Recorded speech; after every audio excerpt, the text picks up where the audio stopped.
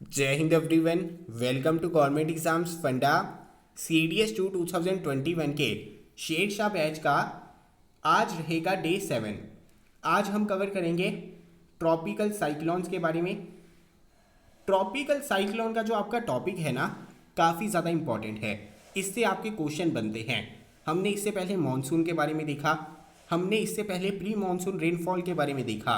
वो दोनों टॉपिक्स आपके बहुत इंपॉर्टेंट थे, लेकिन ट्रॉपिकल साइक्लोन वाला जो टॉपिक है ये भी आपका बहुत ज़्यादा महत्वपूर्ण है, बहुत ज़्यादा इंपॉर्टेंट है। साइक्लोन वाला टॉपिक आपका थोड़ा सा कम्प्लेक्स हो सकता है, लेकिन हम बिल्कुल सिंपल भाषा में इसे समझने की कोशिश करेंगे। चाहे आपका रिस्पॉन्स जो है पहले से बहुत ज़्यादा कम हो चुका है, मैं अपनी तरफ से पूरा एफर्ट लगाऊंगा इस टॉपिक को समझाने के लिए।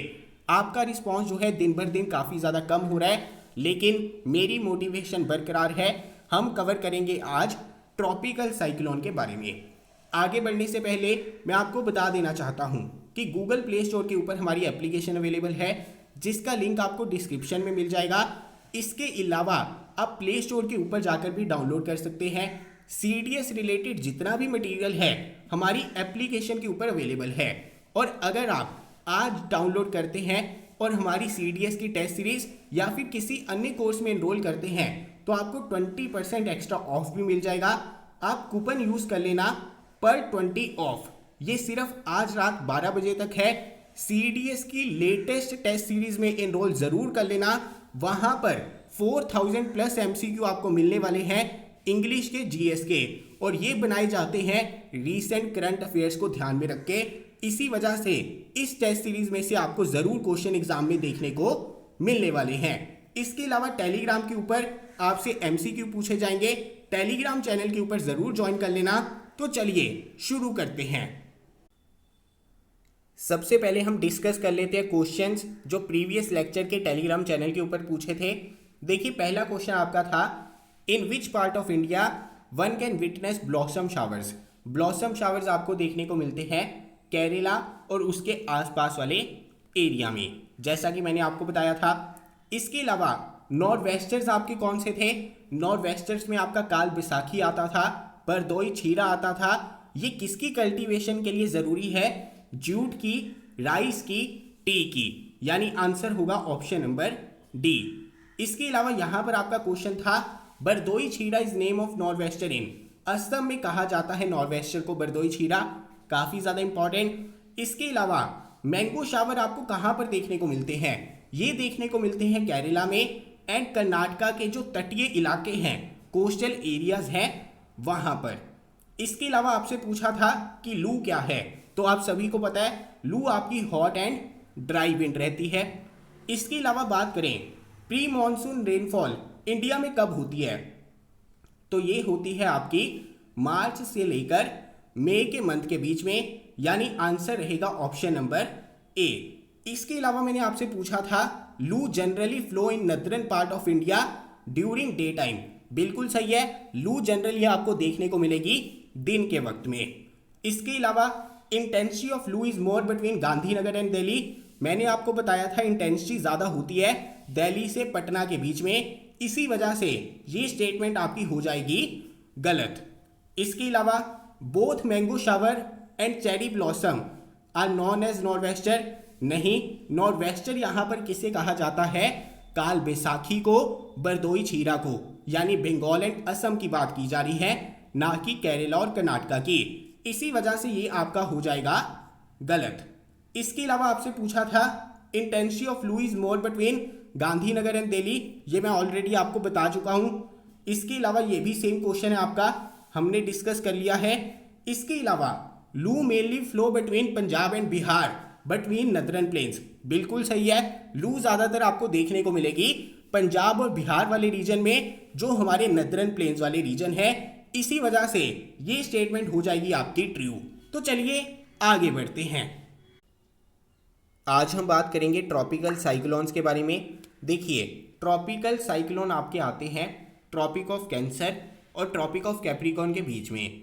ट्रॉपिक ऑफ कैंसर और ट्रॉपिक ऑफ कैप्रिकॉर्न के बीच वाला जो एरिया है, इसे ही हम ट्रॉपिकल एरिया कहते हैं। इसी वजह से जब हम बात कर रहे हैं ट्रॉपिकल साइक्लोन्स की, तो ट्रॉपिकल साइक्लोन्स आपके कहाँ से ओरिजिनेट होंगे? ट्रॉपिकल एरिया से ओरिजिनेट होंगे, वहां पर देखने को मिलेंगे। पहली चीज। इसके अलावा साइक्लोन में आपका वर्ड आ रहा है साइकिल, यानी कि यहां पर किसी चीज की रोटेशन होगी, किसी चीज का साइकिल होगा जो बार बार घूमेगी, किसी घूमने वाली चीज की यहां पर बात की जा रही है। साइकिल आपका क्या होता है, एक ही चीज की अगर बार बार रेपिटेशन होती है, बार बार उसी तरह से वो चीज घूमती रहती है, वही आपका क्या होता है, साइक्लोन होता है। अभी सबसे पहला क्वेश्चन इंपॉर्टेंट जो आपका बनता है वो यही बनता है कि जो हमारी ट्रॉपिकल साइक्लोन है इनके अलग अलग नाम क्या हैं। समझना बहुत ज्यादा इजी है, आप यहां पर ध्यान नहीं देते, इसी वजह से आपका हमेशा क्वेश्चन गलत होता है। देखिए सबसे पहले आप यहां पर देख सकते हैं, ये है हमारा भारत। भारत के नीचे आपको क्या देखने को मिलेगा, आपको देखने को मिलेगा इंडियन ओशियन। इंडियन ओशियन में जो आपके चक्रवात आते हैं ना, उसे हम क्या कहते हैं, साइक्लोन कहते हैं। इंडियन ओशियन के अंदर जो चक्रवात आपको देखने को मिलेंगे उसे हम क्या कहेंगे, साइक्लोन कहेंगे। दूसरी तरफ आप यहां पर देखिए, ये आपका क्या है, अटलांटिक ओशियन है। अटलांटिक ओशियन में जो चक्रवात आते हैं उसे हम क्या कहते हैं, हरिकेन कहते हैं। इसके अलावा यहां पर ये जो आपका मैप है 2D में है, इसी वजह से ध्यान देना, ये भी आपका पैसिफिक ओशियन है, ये भी आपका पैसिफिक ओशियन है। ये आपका हो गया ईस्ट पैसिफिक ओशियन, ये आपका हो गया वेस्ट पैसिफिक ओशियन। इसी वजह से ईस्ट पैसिफिक ओशियन में इसे हम क्या कहते हैं, टाइफून कहते हैं। यहां पर आपका चाइना सी भी आ जाएगी, साउथ चाइना सी आ जाएगा, फिलीपींस आ जाएगा, ईस्ट पैसिफिक ओशियन आ जाएगा, यहां पर इसे कहा जाता है टाइफून। जबकि वेस्ट पैसिफिक ओशियन में चले जाएंगे, यहां पर इसे क्या कहते हैं, हरिकेन कहते हैं। इसी तरह से यहां पर आपका ऑस्ट्रेलिया वाला पार्ट है, ऑस्ट्रेलिया की ये ईस्ट डायरेक्शन है, ये वेस्ट डायरेक्शन है। वेस्ट डायरेक्शन की तरफ जो आपके चक्रवात आते हैं, यानी वेस्ट ऑस्ट्रेलियन कोस्ट के ऊपर, उसे हम क्या कहते हैं, विली विली कहते हैं। तो इसे समझना कोई भी ज्यादा कठिन की बात नहीं है, बहुत ज्यादा मुश्किल नहीं है, सिंपल सी चीज थी। इंडियन ओशियन में जो हमारे चक्रवात आते हैं साइक्लोन कहेंगे।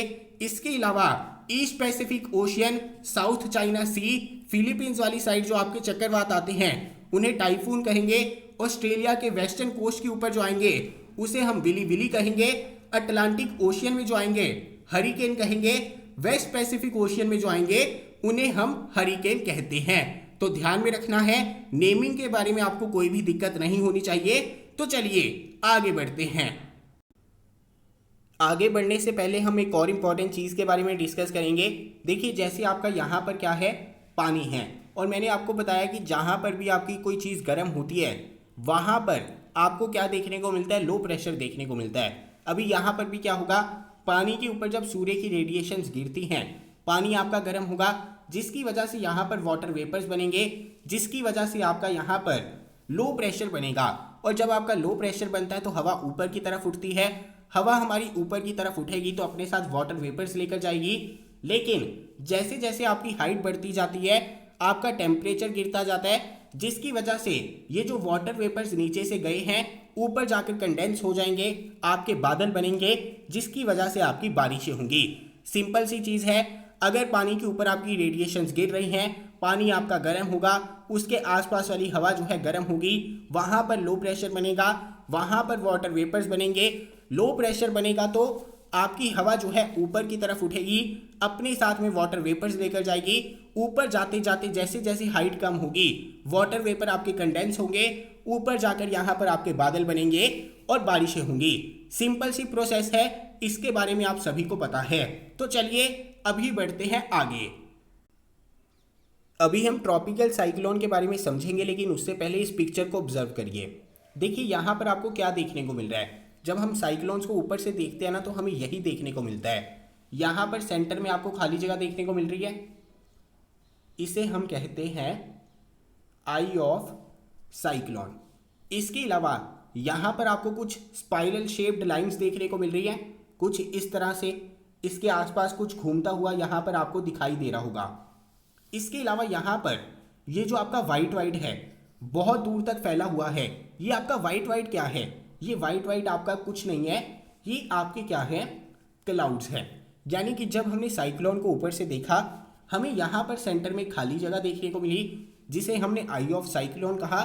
साइक्लोन की आई के पास में यहाँ पर हमें बहुत सारे बादल देखने को मिल रहे हैं।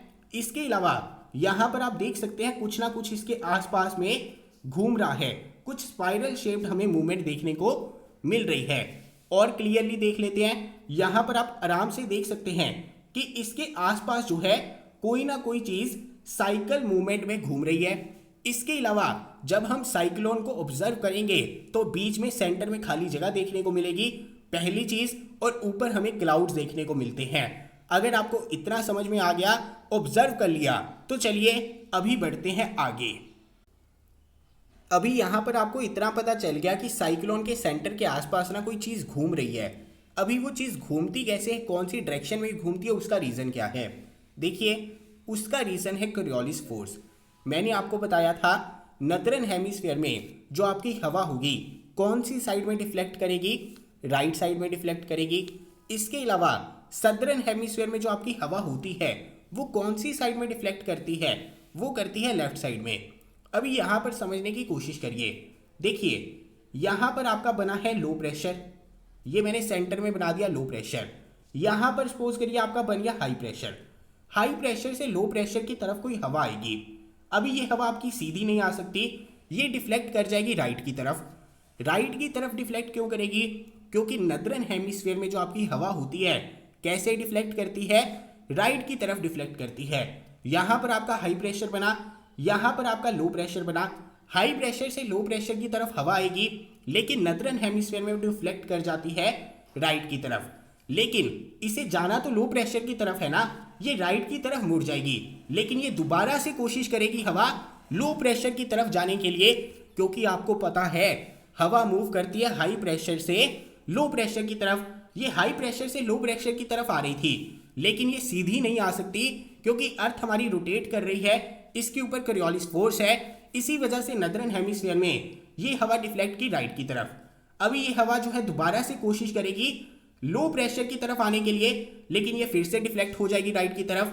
अभी ये हवा दोबारा से कोशिश करेगी लो प्रेशर की तरफ आने के लिए, लेकिन ये फिर से डिफ्लेक्ट हो जाएगी राइट की तरफ। ये दोबारा से कोशिश करेगी लो प्रेशर की तरफ आने के लिए, लेकिन ये फिर से डिफ्लेक्ट हो जाएगी राइट की तरफ। मैं कहना क्या चाह रहा हूं समझने की कोशिश करिए। देखिए, नॉर्दर्न हेमिस्फीयर में जब भी आपका लो प्रेशर बनता है, लो प्रेशर के आसपास में आपका हाई प्रेशर बनेगा।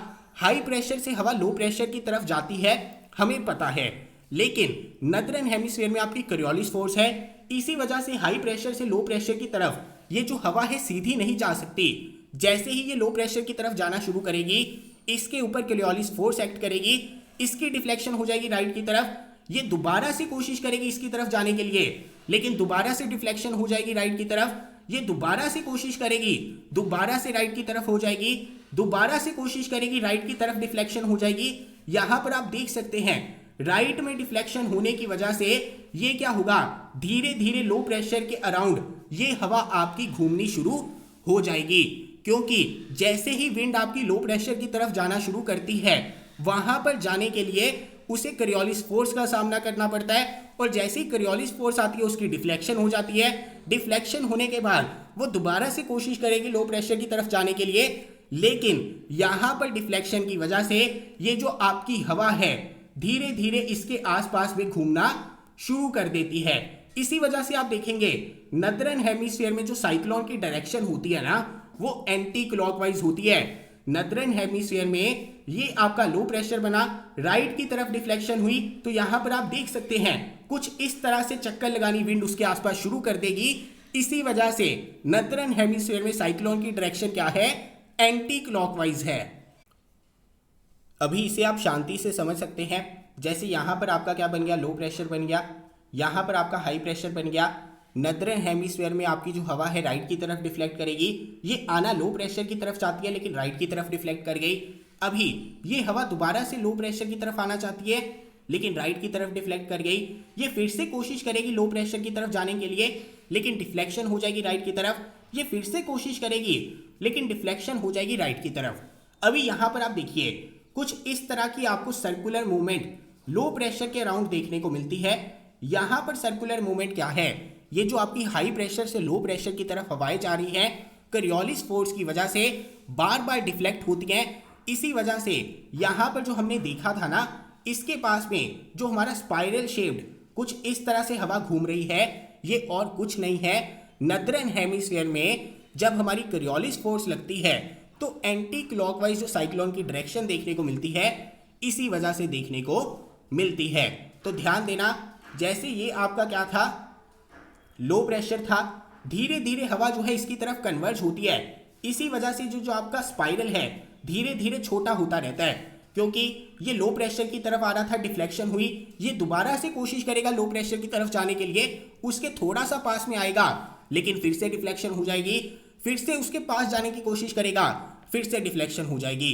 इतना आपको समझ में आना चाहिए कि नॉर्दर्न हेमिस्फीयर में साइक्लोन की डायरेक्शन जो है एंटी क्लॉकवाइज क्यों होती है। इसी वजह से होती है क्योंकि जो हमारी हवा है हाई प्रेशर से लो प्रेशर की तरफ आती है, हाई प्रेशर से लो प्रेशर की तरफ आने की वजह से वो डिफ्लेक्ट करती है राइट की तरफ, और उसकी डिफ्लेक्शन जो है बार बार राइट की तरफ होगी।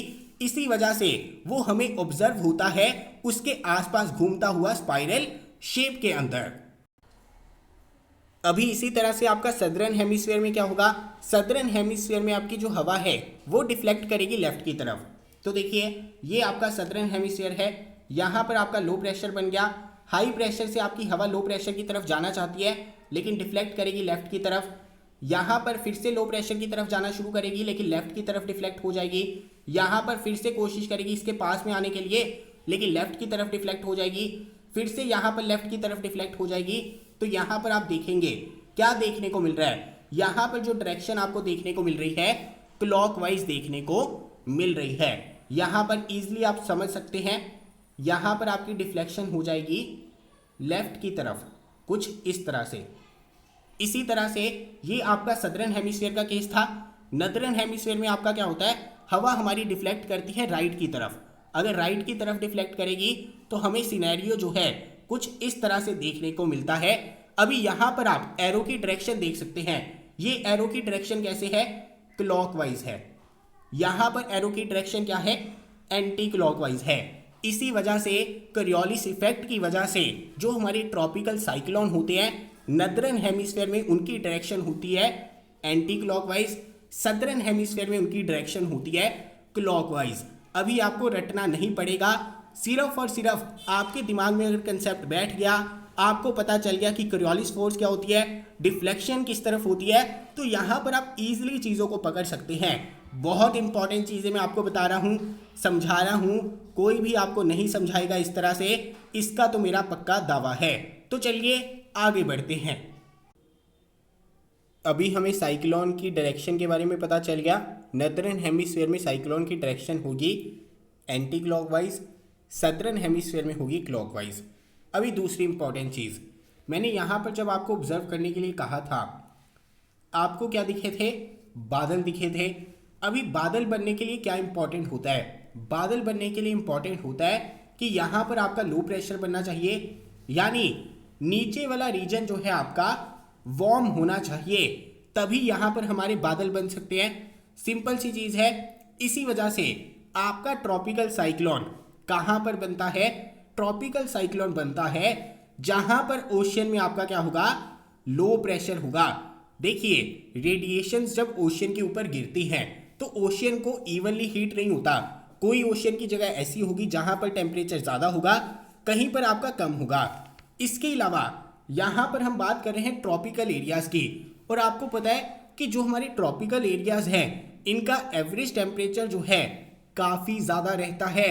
इसी वजह से यहाँ के जो ओशियंस है इनमें हाई टेम्परेचर देखना, वार्म टेम्परेचर देख पाना काफ़ी ज़्यादा नॉर्मल बात है। अभी आपसे यहाँ पर क्वेश्चन बनेगा कि यहाँ पर लो प्रेशर बनने के लिए, साइक्लोन बनने के लिए, इसकी ओरिजिनेशन होने के लिए टेम्परेचर ओशियन का कितना होना चाहिए, तो ये होना चाहिए लगभग 27 डिग्री सेल्सियस के आसपास।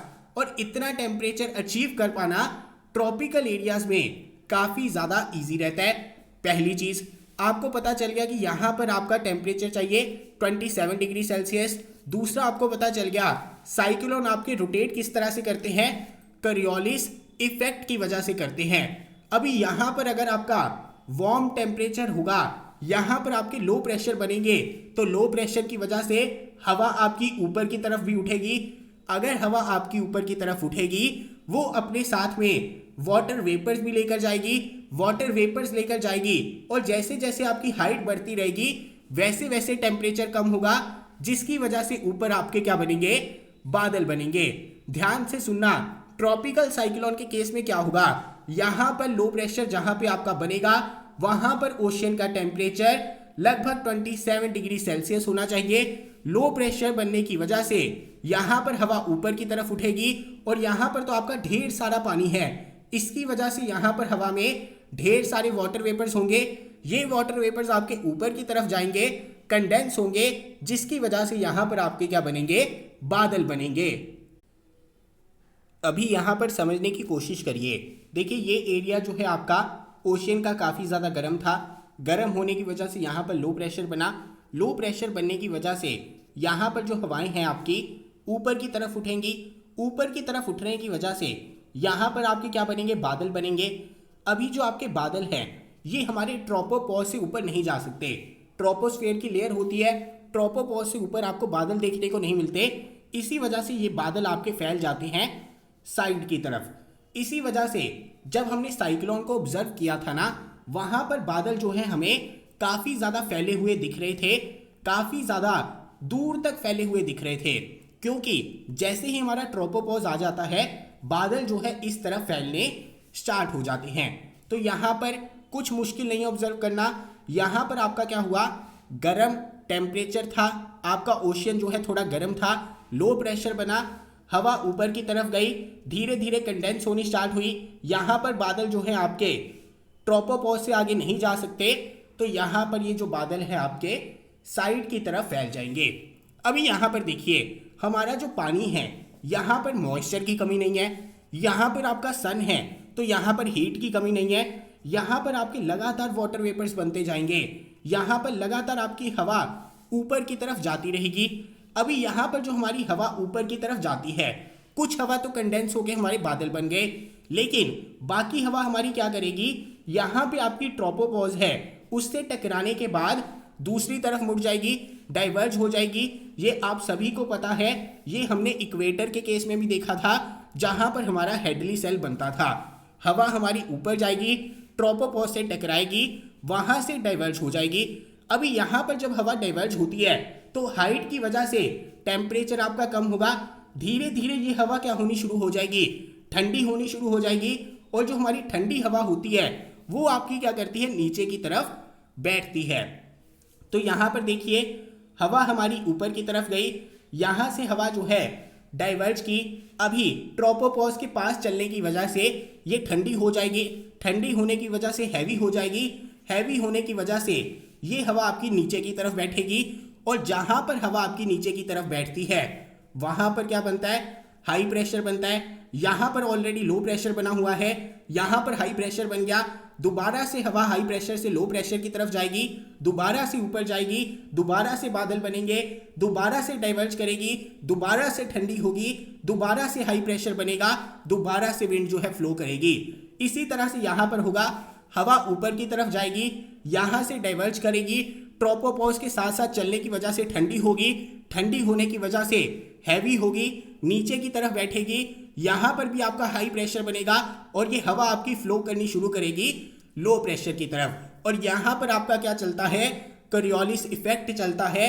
हाई प्रेशर से लो प्रेशर की तरफ हवा आएगी तो जरूर, लेकिन नदरन हेमिस्फीयर में डिफ्लेक्ट करेगी राइट की तरफ, सदरन हेमिस्फीयर में डिफ्लेक्ट करेगी लेफ्ट की तरफ, जिसकी वजह से नदरन हेमिस्फीयर में हमें साइक्लोन की डायरेक्शन देखने को मिलती है एंटी क्लॉकवाइज, सदरन हेमिस्फीयर में देखने को मिलती है क्लॉकवाइज। तो यहां तक आपको कोई भी दिक्कत नहीं होनी चाहिए।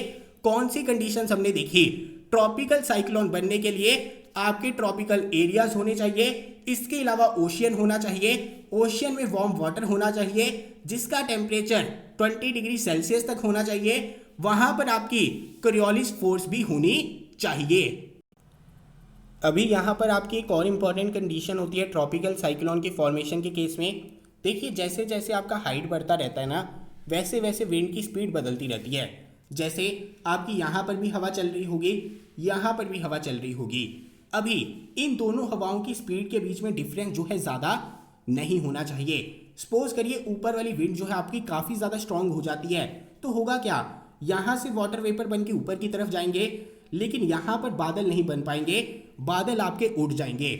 इसी वजह से ये जो विंड की स्पीड होती है, जिसे हम कहते हैं विंड शेयर, यानी कि जैसे जैसे आपकी हाइट बढ़ती है वैसे वैसे विंड की स्पीड के बीच में डिफरेंस जो है ज़्यादा नहीं आना चाहिए। अगर ज़्यादा आ गया, ऊपर वाली विंड आपकी बहुत ज़्यादा स्ट्रांग हो गई, तेज़ हो गई, बादल आपके नहीं बन पाएंगे, बादल आपके यहाँ पर उड़ जाएंगे।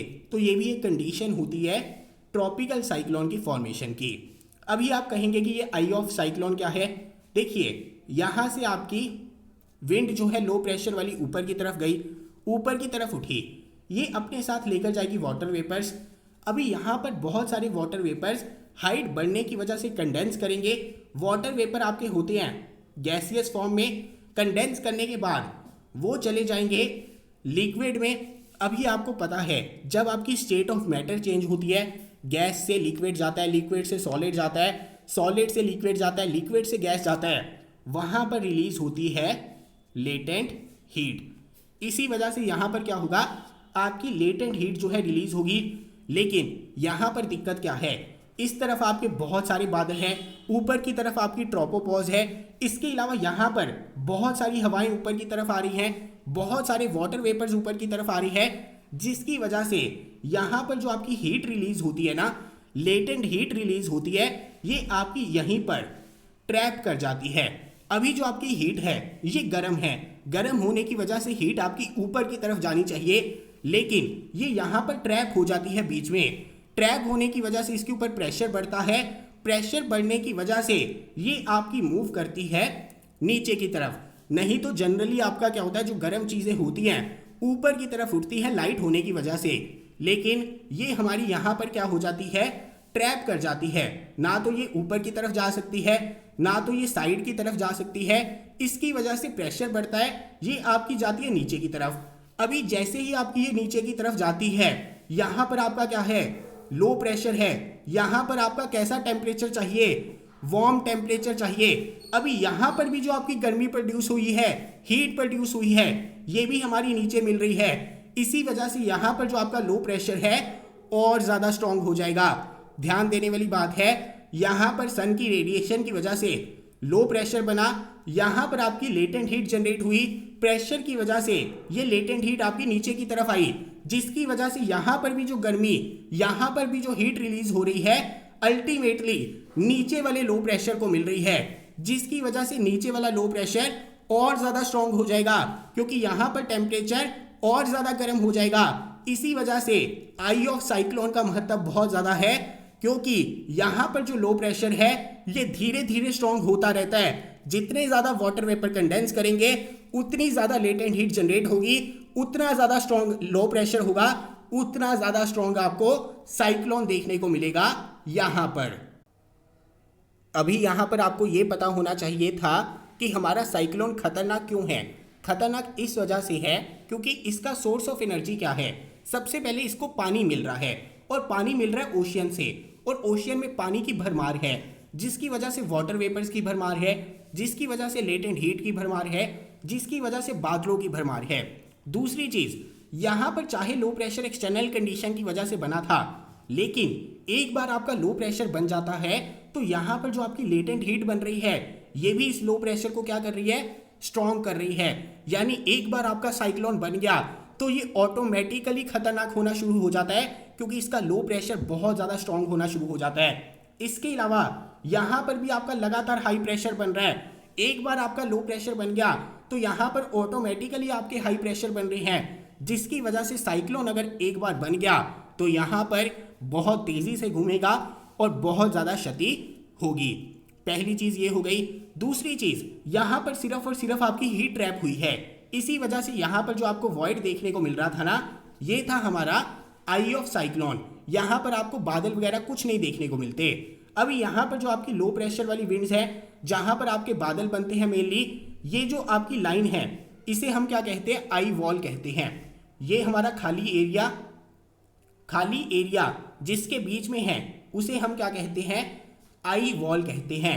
इसी वजह से ध्यान में रखना, जो हमारा साइक्लोन का सेंटर वाला एरिया होता है ना, आई ऑफ साइक्लोन होता है, ये बिल्कुल शांत होता है, यहाँ पर कोई भी क्षति नहीं होती। लेकिन ये जो आपका आई वॉल वाला एरिया है, यहीं पर सबसे ज़्यादा कंडेंसेशन हो रही है, यहीं पर सारे फिनोमिना अक्कर कर रहे हैं। इसी वजह से आई वॉल जो है आपकी, इसकी वजह से सबसे ज़्यादा क्षति होती है, सबसे ज़्यादा डैमेज होता है। ध्यान में रखना, आई ऑफ साइक्लोन वाला एरिया जो है काफ़ी ज़्यादा शांत रहता है, आई वॉल वाला एरिया जो है काफ़ी ज़्यादा क्षति करेगा। यानी कि जैसे ये साइक्लोन आपका घूमना शुरू करेगा ना, जो भी चीज़ें इस आई वॉल से टकराएंगी वहाँ पर क्षति सबसे ज़्यादा होगी, और अगर इन वाले एरिया से जो टकराएगा वहाँ पर क्षति जो है कम देखने को मिलेगी। इसके अलावा यहाँ पर बादल जो है हमारे ट्रोपोस्फेयर तक जा सकते हैं। इसी वजह से साइक्लोन की हाइट आप देख सकते हैं 15 किलोमीटर से 18 किलोमीटर तक है। जैसा कि मैंने आपको बताया था, ज़्यादा से ज़्यादा ट्रोपोस्फेयर आपका 15, 16, 17 किलोमीटर तक रहता है। इसी वजह से ट्रॉपिकल साइक्लोन की जो हाइट है ये भी आपको 15 से 18 किलोमीटर तक ही मैक्सिमम देखने को मिलती है। अभी यहाँ पर जो आपके साइक्लोन होते हैं ये लैंड के ऊपर जाने के बाद डाई आउट हो जाते हैं, ख़त्म हो जाते हैं। ख़त्म किस वजह से हो जाते हैं? क्योंकि इनका सोर्स ऑफ एनर्जी क्या है? पानी है। जब ये लैंड के ऊपर जाएंगे तो लैंड के ऊपर लगातार मॉइस्चर नहीं मिलेगा, पानी नहीं मिलेगा। इसी वजह से जो ऑलरेडी साइक्लोन बना होता है सिर्फ वही क्षति करता है कोस्टल एरियाज के पास में। बहुत ज़्यादा दूर तक ट्रैवल नहीं कर सकते साइक्लोन, क्योंकि लैंड के ऊपर पानी नहीं है और ये बनते हैं पानी के ऊपर। इसी वजह से ज़्यादा क्षति होती है हमारे कोस्टल एरियाज में। तो देखिए, हमने यहाँ पर ट्रॉपिकल साइक्लोन के बारे में बहुत सारी इंपॉर्टेंट चीज़ें देखी। हमने देखा कैसे वहाँ पर लेटेंट हीट जनरेट होती है, हमने देखा कोरियोलिस इफेक्ट की वजह से डायरेक्शन के ऊपर क्या इम्पैक्ट आता है, ट्रॉपिकल साइक्लोन्स के नाम क्या क्या होते हैं, यहाँ पर बादल कैसे बनते हैं, हाई प्रेशर लो प्रेशर कैसे बनता है। यहाँ पर बहुत सारी टेक्निकल टर्म्स हो सकती थी, लेकिन मैंने इसे बहुत ज़्यादा सिंपल रखा है। इसके अलावा टेलीग्राम चैनल के ऊपर मैं MCQ पूछूंगा, वहाँ पर ज़रूर पहुँच जाना। वीडियो के बाद आपको वहाँ पर MCQ देखने को मिलेंगे। इसके अलावा दोबारा से रिमाइंड करवा देना चाहता हूँ, अगर आप हमारी एप्लीकेशन के ऊपर विजिट करते हैं आज 12 बजे से पहले, वहाँ पर आपको जितने भी CDS रिलेटेड कोर्सेज हैं, चाहे करंट अफेयर्स है, चाहे टेस्ट सीरीज़ है, उसके ऊपर 20% एक्स्ट्रा ऑफ मिलेगा। कूपन यूज़ कर लेना पर 20 ऑफ। ध्यान में रखना, पर 20 ऑफ कूपन वहाँ पर आपको यूज़ करना है। 20% एक्स्ट्रा आपको डिस्काउंट वहाँ पर मिलने वाला है। तो चलिए, मिलता हूँ अगली वीडियो के साथ। जय हिंद।